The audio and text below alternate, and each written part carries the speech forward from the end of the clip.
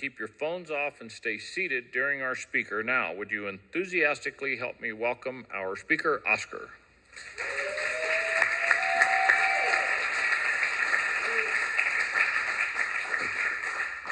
Oscar Alcoholic.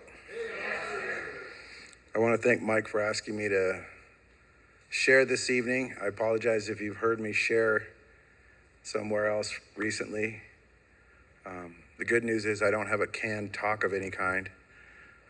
As you grow and you continue to progress, hopefully, towards something better, things become more apparent and other things become less important.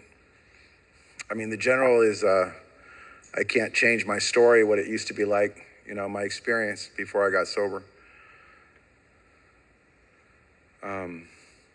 I can't change what happened, the event that took place that gave me the courage to have some strength. And I can't really change what it's like now, but I can allude upon different points, I suppose, points that matter to me, in the hope that if you're new here in Alcoholics Anonymous, which is who I'm trying to talk to, not the people who have been sober a while, but if you're new in Alcoholics Anonymous, my hope is that you hear my experience, strength, and hope so that you can relate if you have alcoholism. And hopefully if you do, then these 12 steps and 12 traditions will start making some sense and they'll start meaning something. That's what happened to me. It's pretty obvious to everybody that I'm a Mexican, right? I mean, I got blue eyes and freckles, so that's obvious to me. No, that was actually very difficult as a little kid. I didn't want to have blue eyes and freckles. That was the first time I felt different. I didn't want to be a blue-eyed Mexican with freckles. I get sunburnt and I peel. I wanted to look like Cuauhtémoc. I wanted to look like the Aztec emperor. I was born on the lands of the Aztec emperor Tenochtitlan, which is called Mexico City, but it doesn't sound as cool. You'll get an understanding. I'm a little bit of a drama queen because I like that stuff. My parents were born in Mexico. My grandparents were born in Mexico. My great-grandparents were born in Mexico.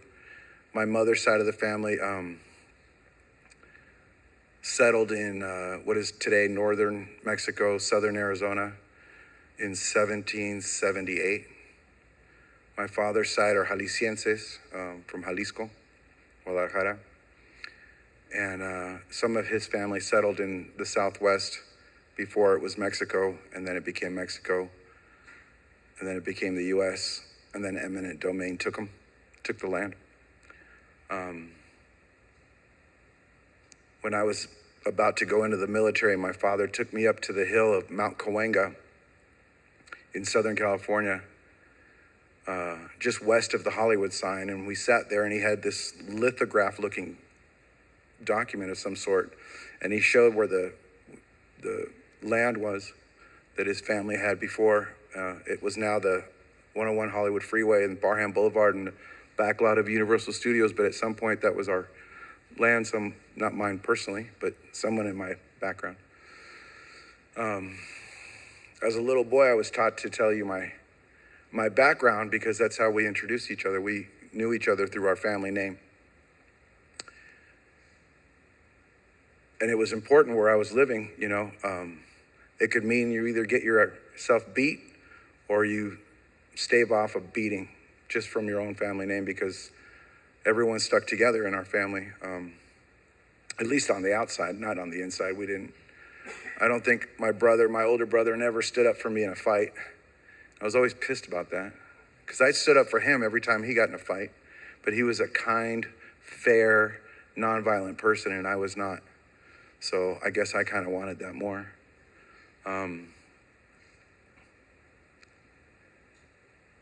That doesn't make me an alcoholic. That just tells you a little bit about where I came from.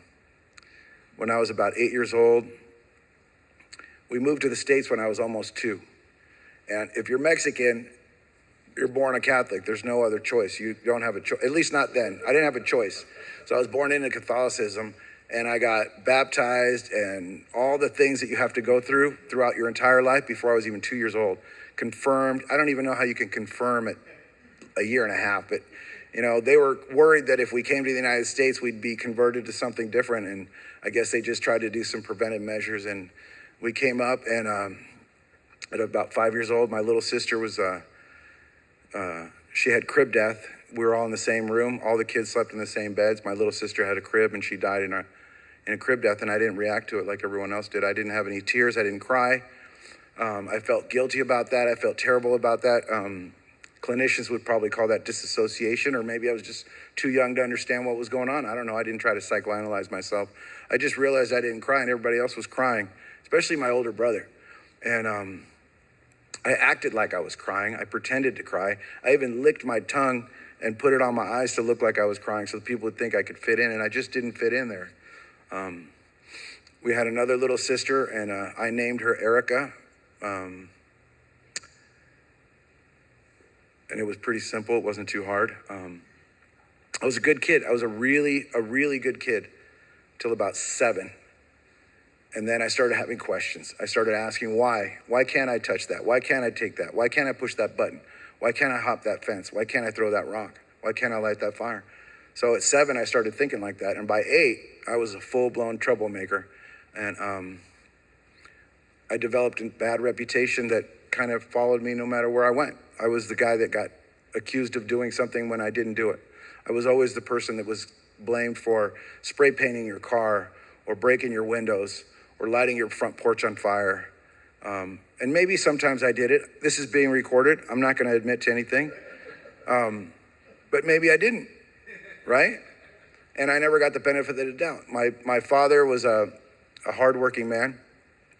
Not in the sense of not in the sense of like building things. My father was a very talented artist who studied under Diego Rivera in the early 1950s, and he hung out in that crowd in the early 1950s when Che was on his way to go see Castro, and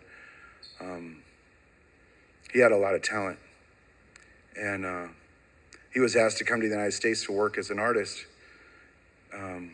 They were trying to break the union and hire a bunch of Mexicans. They thought, Mexicans are just going to take whatever. And my dad got the job, and within a month, he joined the union. Smart man. My father was very intelligent. My father passed away on March 2020, not from COVID, but right as COVID started, about a week afterwards. But he was an intelligent man. My father was the kind of man that had like a photographic memory. He knew about everything. You could tell him 20 years earlier about your nursing class in gerontology at UCLA, and he would 20 years later tell you exactly what you told him. He was that kind of memory. And I loved arguing with my father. I loved it. I chose the opposite point, no matter whether I believed it or not, just to argue with him. I just enjoyed that about him. He's very into history. He's very into everything. And I have that same, the fruit doesn't fall far from the tree. I love history. I love social science. I love country area studies. I love strategic plans.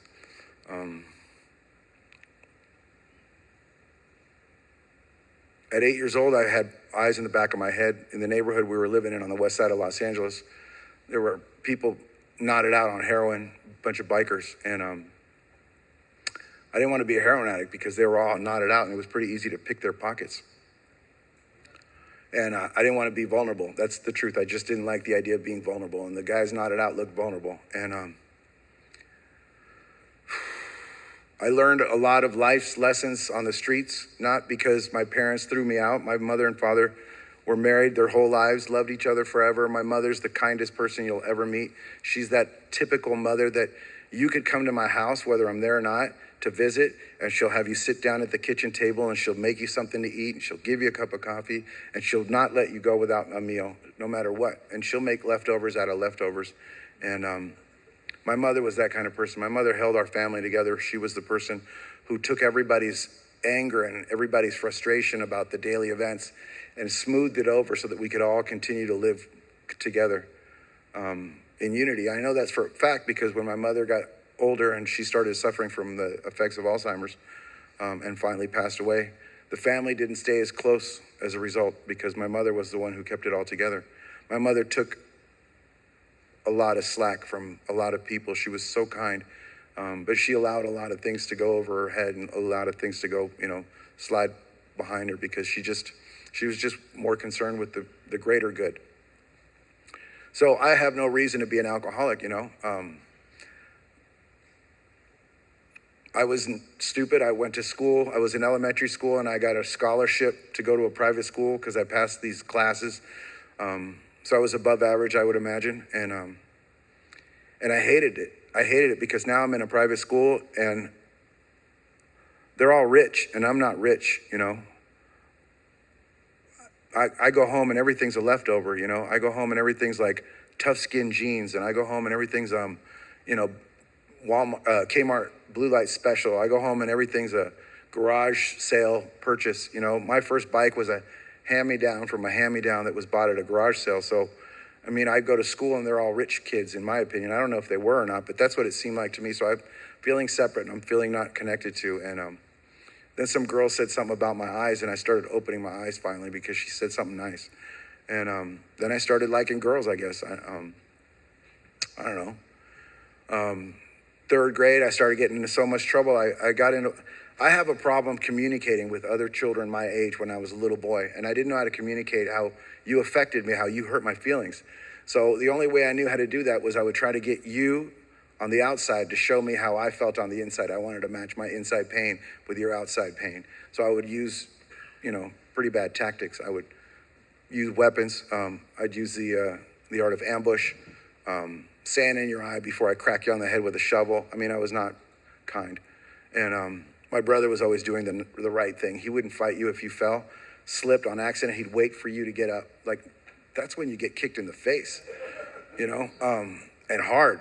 And God, there wasn't any video cameras going on back then. But I got kicked out of that school. I got kicked out. All the teachers petitioned for me to get out by third grade. And I went to a public school, which I thought was great because everyone at the public school fought. So it was just a weekly battle. All week long, you fought with people until the end of the week, and then you fought to get up in the ranks. It was like boxing class. I just loved it. I loved it. I had an influential teacher in sixth grade, Mrs. McConnell, who saw something in me that other teachers hadn't, and she tried to make me, she saw potential or something, I don't know, and I tried to hide it.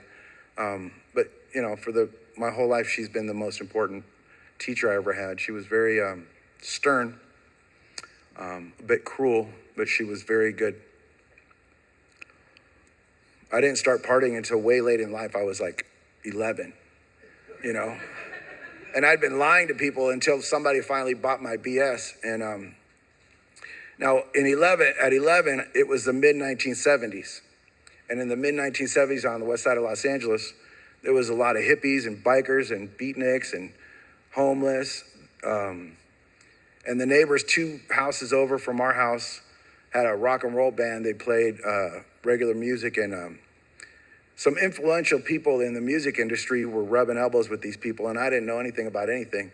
And I'm sitting in this jam recording studio that they were having, and they were playing a David Bowie song, and I'd never heard any of this stuff. I'm like so innocent, and they're passing around this joint, and I've never done it, but it gets close enough to me, and I'm just trying to figure out the game so I could lie about, yeah, I've done this before. And so they handed it to me. They told me there was going to be they needed a new singer for their band. And I'm so self-conscious and self-obsessed that I'm like, no, don't talk to me. But the minute that thing went around a few times, I was singing along. And I kept the cassette tape. They recorded it. So, yeah, I played it enough times where it just died. But I listened to it a lot. And I found out who these people were later. I was like, oh, my God. I'm not going to tell you who they were. It's not important. By about 12, I was already lighting fires too much. I'd caught fires. Wait, this is recorded. I had played a lot with matches and gasoline and rags in people's structures for a long time. And I got real good at it. And I was taught how to throw Molotov cocktails from the back of pickup trucks. I had a great childhood. It was just an amazing childhood. I loved it. By 12, I was getting the nickname Burnout and Space Cadet. By 13, I was pale, trying to grow my hair out. Punk rock had just started, punk rock, throwing rocks, skateboarding, surfing was just normal. That was the childhood. And I could never be as good a skateboarder or a surfer as the people I was hanging out with. They ended up on all the magazines, and they became real famous about things. And I mean, I was just an average skater or an average surfer. I was never great, and so I always compared myself there. I was always comparing myself to you, always. And I just knew I wasn't going to amount to anything special. I was going to amount to nothing. And I was trying to figure out what can I do in life, because all the adults in my life were asking me to find a talent, find your talent. And by 8 years old, I had discovered my talent. My talent was I'm no good at being good. I'm terrible at being responsible. I have no communication skills. The only good thing I am is bad. I'm guilty, and I'm guilty. So by 8 years old, I was actively pursuing that talent of being the worst kid I could be on purpose. And I was selling my soul as quickly as I could, as fast as I could. And I started drinking and smoking that weed stuff because it kind of went hand in hand. I marched for paraquat poisoning. I tried to rally on, milk crates. I was that kid screaming for social justice. Stop killing the hippies with paraquat. I just had a great childhood, I think. But I didn't have a plan. I didn't know what I was going to be when I was going to grow up. Everybody asks you all the time when you're a kid, what are you going to be when you grow up? And you could ask me that now and I wouldn't have the same answer, because now I don't even think about it. I'm like, you know what? I'm just going to be who I am right now. And I couldn't answer that like that back then. Back then I had to come up with either I'm going to be a cop, or I'm going to be a robber, or I'm going to be a fireman. And then one day I was wasted in a class. I was in high school. I'd already overdosed once on accident, not on purpose. And when they pump your stomach with tubes in your nose, it just clears you out so quickly. I wish I'd have known that earlier. But I'm in this class and I'm wasted, and we had a pop quiz. It was a history class. I love history. And I'm sitting there in this class, and question number 18, multiple choice, who started World War I or whatever, World War II? And it was a little Serbian peasant named Philip. And I had my vision. I want to be that kid. I want to be the guy on question number 18 in a U.S. history class. I'm going to end up going to do something like this kid did. And on TV, the news was telling me that Gaddafi was the bad guy. He never stole my bicycles or broke my windows or did anything to me, but on TV, they told me he was a bad guy. So I went to all the branches of the military, and I tried to join. Unfortunately, I spoke fluent English, and I spoke to them in fluent English, and I gave them my bright idea. Don't ever do that, because they won't sign you up. They told me to get out of here, kid, leave me alone. And so I go back to my compatriots in the park, because that's where I like to kick it. I don't go to the bars because you guys are paying way too much money for a bottle of booze. I go to the park, where we got Schaefer and Old English 800 and Mad Dog and Boone's Farm. And, you're passing it around, and I'm bringing the cheapest thing I could bring, and I'm pretending like it's the most expensive stuff, and like, yeah, it's really good. The worst of the worst, I'm just bringing it to the park, and I know who's stupid. I know who's got the best of the best, and I'm getting left or right of that fool. And, it was an art, and I had it dialed in. So I'm at this park, and I start counseling my table of intelligent people. And one of them says, why don't you go off to France and join the French Foreign Legion, and then you can go do that for them. And that made perfect sense to me. So I decided I was going to go off to France and go kill Gaddafi and be a paratrooper. And I went, my parents were sick of me, okay? It's not like they were like, oh, please don't leave. You need to go to college. They were like, wait, you're leaving? We'll help you with the ticket if you need. I left. I went to France, and I don't know French, I know English, I know Spanish. I don't know French. Forgot that part. Big deal. So I go to France, and I don't know how to speak French. And my dad had a friend he met 20 years earlier at a bookstore, before the internet. There was no social media. They didn't keep in touch. 20 years earlier, the guy still had the same number. He calls this guy up to pick me up at the airport. That's the only contact I had. And this guy drives me to this lady, Nicole Courtois' house. She was the niece of a lady who was my grandmother's childhood friend. That's how distant of connection I had. And I showed up there, and I listen to them talk in French, which I don't understand. They're like, Oscar, problem, you know, I don't know what they're saying. And so this lady was really kind. She took me in. She let me stay in her flat or whatever they call that there. And her nephew took me to the recruiters and tried to get me to enlist. And when I went, I remember the first time they scared me away. I was really scared. They were not nice. And I went and got drunk. So I came back again with a little more liquid courage, and I got scared off again. So I got more drunk. And by the third time, I was so drunk that I just signed across the dotted line, became a French paratrooper. And I did that so that I could volunteer for, I thought if I became a paratrooper, they would allow me to volunteer to kill Gaddafi by flying over his house. And I would jump out of the plane with a parachute on the front, with a bomb on the front of me and a parachute in the back.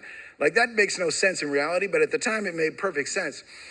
I didn't realize there's an emergency chute in the front of your thing, and it pulls on this side. I know because I had to pull it once, drunk.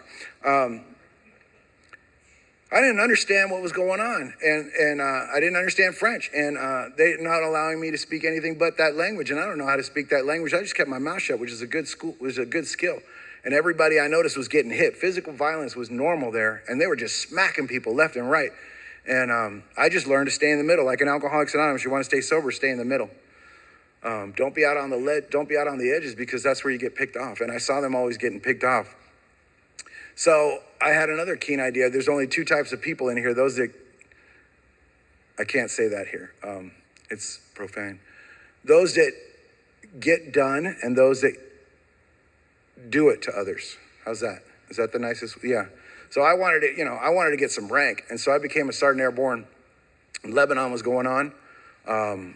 The bombings of Beirut had just happened, and we were getting ready to go over there to go take care of that problem. And, a little bit of fear, but a little bit of excitement. I'm going to go die a glorious death as a paratrooper and be on some wall for eternity that you would have to put your little piece of paper and scratch it with a pencil. And forever I'd be on that wall of the honored dead. But I went out of my mind. I was over there for 6 months in southern Lebanon. And living underneath the holes. We were living in holes because the Indochina War were the French's thing, and they learned from the Vietnamese how to dig holes in the ground, and so they were teaching us. They were our cadre, so they taught us how to dig holes in the desert. So I'm living in a hole in the desert, 3 weeks without a shower, without anything, and they come out of that hole stinking, and a chopper would show up, pick us up, take us with the doors open because we stunk so bad, take us to go take showers and bring us back. It was like a rotation. And I'm paranoid, right? I just have my FAMAS, Fusil Automatique Manufacture Saint-Etienne, my FAMAS, my bullpup, and it's my wife, it's my best friend. It's the only thing that's not leaving me. And I'm loaded with weapons, and I am a sergeant, and I'm in charge. And I can't stop drinking anymore. I can't stop. I'm telling my troopers, if you don't want to do guard duty between 2 a.m. and 4 a.m., you will find where the wine is. You will find where the hash is. You will figure this out. And you will get it to me, and you can sleep that night. And anybody who doesn't is going to be doing guard duty. So our perimeter was wide open between 2 a.m. and 4 a.m. because everybody hooked me up, and I'm wasted. And now I can't stop. And now I got demons going on in my head, and I'm out of my mind. And everything's looking weird. Everybody's looking twitchy, and I just twitch. And I'm starting to act out. I mean, I already grew up, loving to fight. So now I'm like, I have no filter. Ethiopia was having a famine at the time in Djibouti. And we went there, and just a lot of people died right in front of us, a lot of starvation, moms and babies, a lot. And then we went to a little uprising on an island in the Indian Ocean where I learned how to speak in Creole, which they speak on this island. It's not like Louisiana Creole, it's South African, India, and France mixed together. And, I met a girl, right? And she didn't speak anything but Creole, so I had to learn. And so I learned how to speak in Creole. And by then I had learned Italian because I met a girl in Paris who was from Napoli. And her name was Giovanna Pellegrini. Oh my God. The first time you ever fall in love, that time? I fell in love. And it was 15 Italians, and they just spoke Italian. And I don't speak Italian, but I speak Spanish. So I'm starting to speak to her in Spanish with an Italian-sounding accent. Well, I picked up Italian. I'm like, ti amo, ti adoro, come la chiami il toro. I'm just in love. And drama queen. So I'm broken-legged. I got a cast on my leg, and we're going bar to bar drinking. And then the big romance goodbye, you know, she's leaving on the train and all that. Goodbye. I'll see you later one day.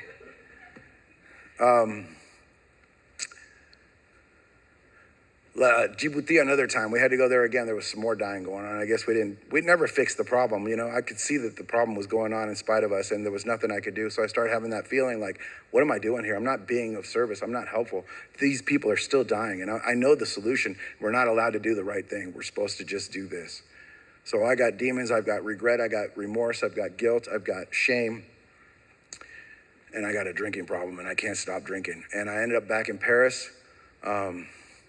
I was just going to drink myself to death. You know, I was just going to go to Casablanca in Morocco. I met some drunken girl, and we were going to go play out that movie from Humphrey Bogart, you know, where you go to Casablanca. And I was just going to, that's what my dream was. I'm just going to end up there in some bar in the middle of, you know, maybe a Tunisian kind of hangout or something. I like the North African people. They were really cool. I really enjoyed couscous with the Algerians. And there was, you know, I lived in an Arabic neighborhood in Paris. It was an Arabic neighborhood. And I carried weapons all the time. And maybe here in Prescott, that's normal, but it's not in Paris. And I carried them in Paris, the kind you carry here. And I walked the streets with drunken dudes on my shoulder and drunken women from Northern Europe in tow. You know, Norwegians and Danish and Finnish. That was my thing.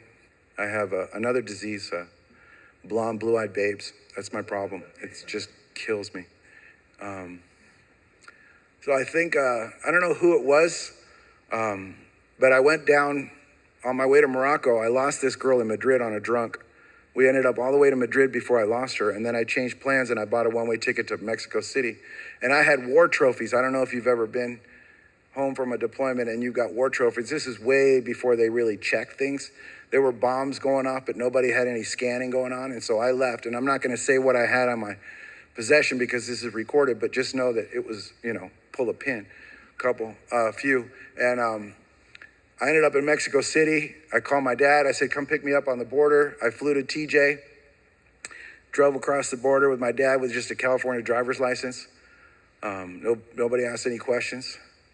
And now I just can't stop drinking. And my parents don't want me around. Nobody wants me around. My sister's getting married. I want to kill the dude who's marrying my sister because I think that he's dishonoring the family name, which he's not. It's the first guy she's ever dated in her entire life. I think the only guy she's ever dated in her whole life. And I'm trying to ruin this relationship because of some misperceived ill mentality that I've got going. And my mind is not my friend. And I listen to it emphatically. And I can't stop drinking. And my family's real tight. And my mom will take a lot from people. And you know what? They just disown me. They all disowned me. My whole family disowned me. I was not invited to that wedding. And I showed up anyway. I showed up drunk. I showed up in a white tuxedo. I had a cane and a top hat. And I had two drunk hoes with me. And promiscuous women, I'm sorry. And we just catcalled during the whole wedding. I ruined my sister's wedding. You know, the one guy, the one wedding, and I just ruined her wedding. And I just couldn't stop. I was just demonizing the world. I was just terrorizing everything, and I couldn't stop, and I couldn't sleep. And I was having nightmares, and I didn't know how to stop. And I ended up hurting somebody one more time, and this time I had to call the cops on myself. And the cops showed up, and, you know, they gave me that pitiful and incomprehensible demoralization of, what have you done? What is wrong with you? And I laid low like they told me to. They go lay low, don't leave the county of Los Angeles. And I went and hid in a crack house in Pacoima because I'm not a crackhead. I figured if I hide in a crack house, all you crackheads will be too busy sniffing up carpet and not worry about me. And, you know, I brought a hostage with me, a female. And this female ended up having 90 days sober. And I knew, for a long time, I knew I was going to go to hell, right? I knew I was going to hell for everything. But now I got a newcomer, 90 days sober, in a crack house, and I know I'm going to that second, third level hell. Like, this is the worst thing you could do. So a couple of years earlier, well-meaning people had tried to help me. They had found out about my trouble and had come to my parents' house and put me on the back of their motorcycles and took me around to all the different 12-step programs and meetings that existed at the time. And a guy named Frank V, he's still alive. He's a member of Narcotics Anonymous in good standing for a long, long time. A guy named Joe Gomez, he died recently, or a couple of years ago. He had a patch on his eye. And Joe Gomez had 19 years when I finally got sober. and a guy named Danny T, who became famous because he was sponsoring some loser on a movie set. But at the time, they weren't anybody more than just members of the 12-Step Fellowship, and they took me to different places, and they were my Eskimos. And I didn't want what they had. I didn't want what they had. I'm not done. I'm not old enough. I'm too young. Leave me the hell alone. Get off of my back. Don't tell me what to do. I'm not hurting anybody, was my MO. But at this point, I was done. I couldn't stop, and I was spinning on the drain. And so I remembered one meeting that they took me to was an AA meeting, and I took her with me, hoping that she would get a sponsor. You know, the kind of sponsor that's not going to tell her, don't date in your first year, that kind of sponsor. I'm like, don't listen to those Nazis, you know, get one of those live and let live sponsors, you know. Don't forget, and I'm sitting in my car because I can't go into the meeting. I'm not just an alcoholic. I got problems other than alcoholism. I'm an alcoholic, but I got problems other than alcoholism. And if you find out all the stuff that's going on inside of me, you won't want me in your meeting, because I thought AA was just for a bunch of people who had alcoholism, and that's it. And what I've learned through trial and error is that everyone on this earth has a problem other than alcoholism. There isn't a person on this earth, human being, that does not have a problem other than alcoholism. Our common denominator is that our primary purpose is that we stay sober and carry the message to the next suffering alcoholic. That's how the traditions keep this thing going in the same direction. But at the time, I didn't understand anything. I just thought, my case is different. You don't understand. It's either worse than you or I'm not as bad as you. But I always compare myself, even when I came in. And I sat in the car in the parking lot of an AA meeting drinking Seagram 7 and Old English 800. That was my drink of choice at the end, 7 and 8. I heard about 7 and 7s, but I thought that was like near beer. Why would you mix 7 up with your drink?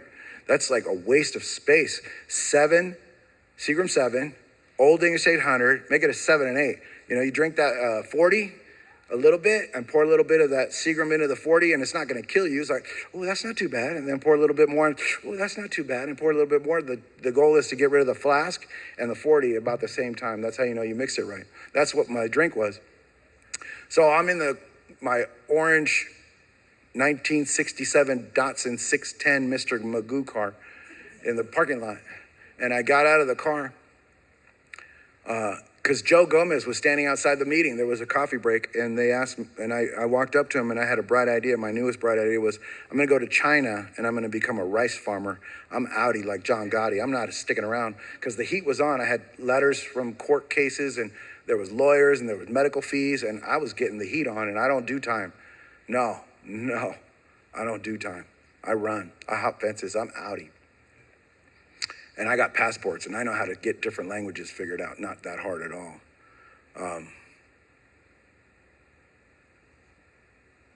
But he said something weird. I don't know what he said. And my response wasn't what I thought it would be. It would be, I said, I've been on a merry-go-round, and I can't get off this merry-go-round. And that's how I felt when I came into that meeting after the coffee break. And there was a member of the Sex Pistols speaking at that meeting, and everybody was laughing, and I was morbidly depressed. I didn't laugh at anything. I was so sad. And I didn't know to ask for help. To be honest with you, I didn't want you to know I needed help. I didn't want to look weak. You know, I wasn't raised to tell you I had needs. I just wanted to figure it out myself.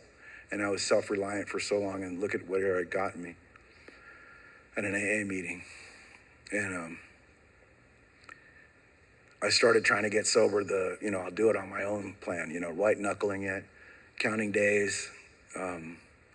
But I couldn't stay sober. I tried to, and I just couldn't stay sober. I'd have a couple of days, and then I just couldn't stay sober, and I would drink. And I'd try a couple of more days, and I just couldn't stay sober. And I remember at one point, it was August of 1987, this time of year in 1987. And I'd counted, somebody took a chip, and I realized I had 15 days. I was halfway to that 30-day chip, and those chips meant more to me than any medal I'd ever earned. And I'd earned some pretty cool medals. And I thought, I'm 15 days in, and I was raised by a bunch of loser convict people. So my mentality was, I could do that standing on my head. I can get another 15 days, because that's how they talked. That's how I related. And so I got that 15 days to get to the 30 days, and I got that 30-day chip. I had no self-esteem. I'm looking down. I'm regurgitating what the last person said. And some lady said, don't talk to me. When I sat down, she goes, don't talk to me. You're not even sober. And I got a resentment. I got such a resentment because I didn't know you guys stayed sober. I thought keep coming back meant you took turns coming in and out of Alcoholics Anonymous, and one day you'd sponsor me, and the next day I'd sponsor you, so we had to be nice to each other. I didn't understand people staying sober, and I wasn't really paying a lot of attention to what people were really doing, except, myself. And so I decided I was going to get a sponsor, and I went to an Alcoholics Anonymous meeting where everybody was enthusiastic, a pocket of enthusiasm. And I was the sickest member of AA that had ever walked in the doors of Alcoholics Anonymous, so I needed the most help. I figured I'm going to wait for the last guy to leave this enthusiastic meeting because he's going to be the most dedicated member of Alcoholics Anonymous at the most dedicated meeting, and I'm the most sick. I need the most help. And I waited for the last guy to leave, and I hated him already because, one, he looked like John Elway. I hate John Elway. I'm a Raider fan. I can't stand John Elway. He was a quarterback for the Ponies, and I can't stand this dude. And now he's, and he's 2 years sober, and he looks like he was raised behind a white picket fence. He doesn't understand the neighborhood. He doesn't understand the deployments. He doesn't understand anything. And I judged him like I judge everybody. And I asked him to be my sponsor, and here's the only thing that changed, and here's why I'm probably here tonight.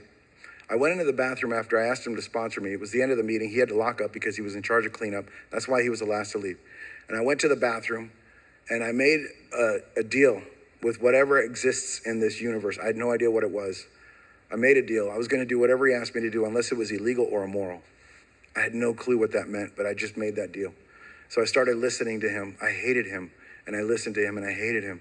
And he started telling me stupid things that I didn't want to do. Get to meetings early, stay late, get commitments, shake people's hands. I had nothing to offer you. And I learned in Alcoholics Anonymous in my early sobriety that I had a hand to offer you. I could shake your hand and make you feel welcome. If that's all I got, that's all I got. Then I had a chip, and then I got another chip, and now I'm comparing chips because that's all I do is compare, right? And so my AA brother, my first AA brother, sponsored by my same sponsor, a guy named Gonzalo Gonzalez, who always said booyah for everything, hated him. He was a cokehead. I'm like, you don't even fit in here. You're a cokehead. The hell are you talking about booyah all the time? He got sober September 9th of 1987, and I got sober August 9th of 1987. So I had 30 days on this newcomer, and I never let him forget that he was a pukey newcomer the whole time I knew him. And he ended up being a couch commitment on my couch. Not because I asked him to, but because everybody moved him out of the crack house he was living in, and everybody disappeared. And the next thing you know, it's just me, my sponsor, and this loser. And now he's moving into my single furnished apartment in Van Nuys in a BVN neighborhood. And I'm trying to hide from the drama, right? And now I got this booyah guy. I have no privacy. There's just 2 couches. You get the 2-pad couch. I get the 3-pad couch. Don't look at me. If you ever look at me, oh my God. Then Michael, this guy named Mike was from the Rolling 60s, and he moved in as the next couch commitment. He was my next best friend. He actually was my best friend. We would do, it was 87, so there was a lot of pop locking, and we would do things that were coming out of South Central that they didn't have TVs or cable or anything. KDAY was only on radio, AM 1680, 1580 KDAY. And we would just, do dances all week long in the apartment, and then we go to the AA dances on Fridays. That was big back then. There was a lot of AA dances. And the first time I ever learned how to talk to a female without getting her number or taking her home. I learned how not to be a hoe. It was very difficult, very difficult. But I learned not to get validated by anybody. I started learning about how these steps could apply in my life, and that was hard. I was fortunate to be honest. I was fortunate that I'm a liar, and I had to learn to be honest.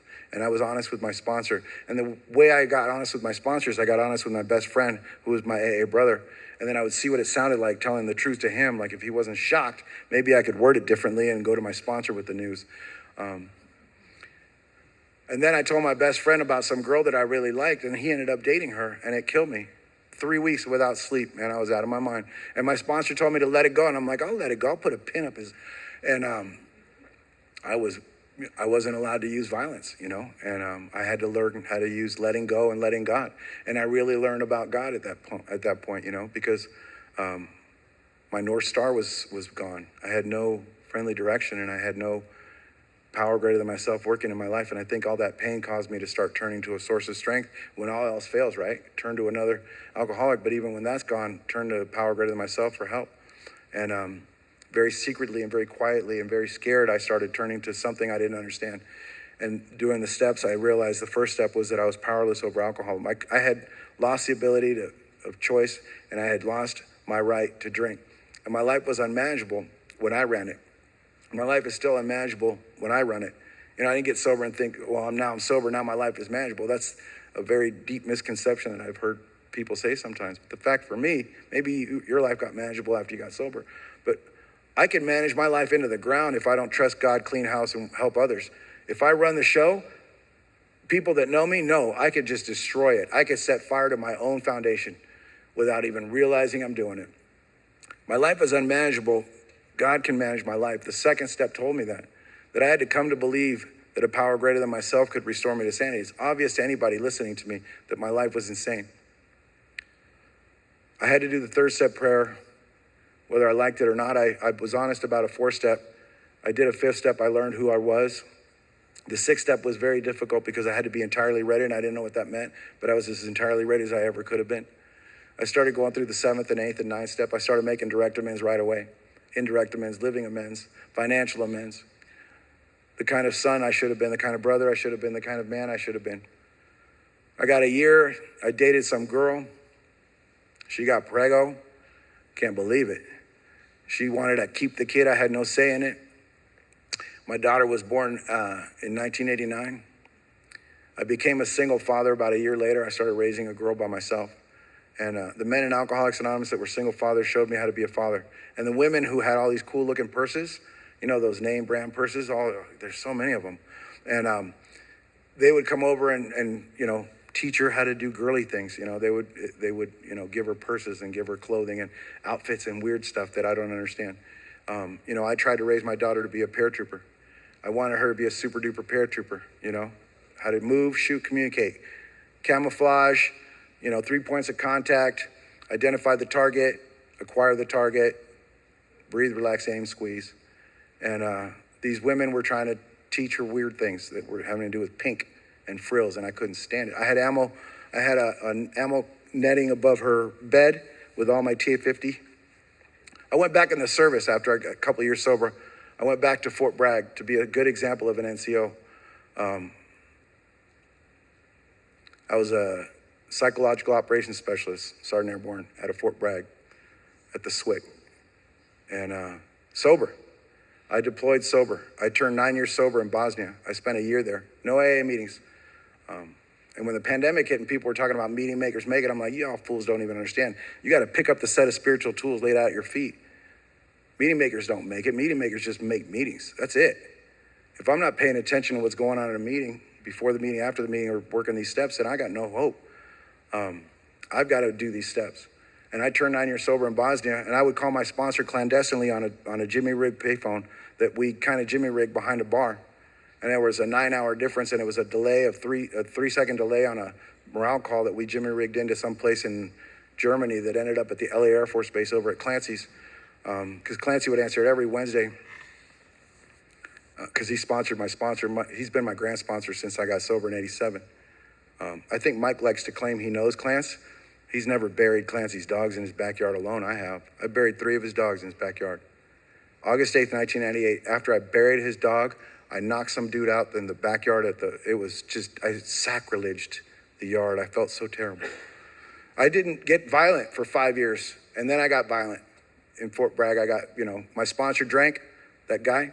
I had to get Frank as a sponsor, who was a Sergeant Major in the Marine Corps. I was so desperate that I had to turn to a Marine for direction. He was a Marine. He was out of Quezon. He was a sniper.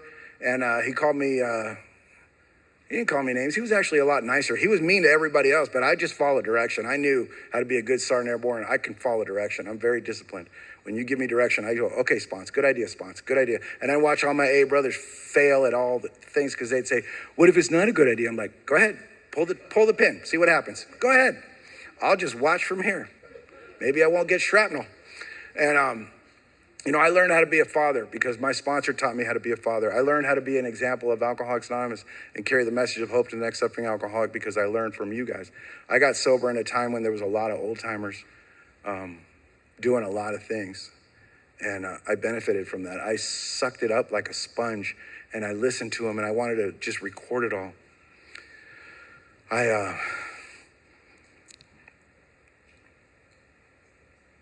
My daughter got raped in 2004.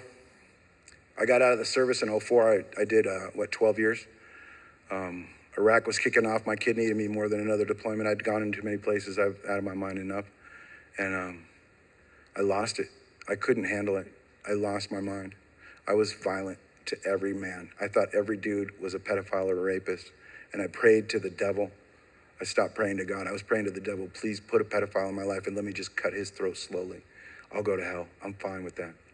And I found Al-Anon 18 years ago. And I learned something valuable in Al-Anon. They taught me that people are going to do what they're going to do. Just let them. People are going to do what they're going to do. And that's what I had to learn. I had to learn that. My daughter and I's relationship improved because of that. She couldn't tell me the truth of what happened. We're still close today. She's taught me a lot about something called Snapchat.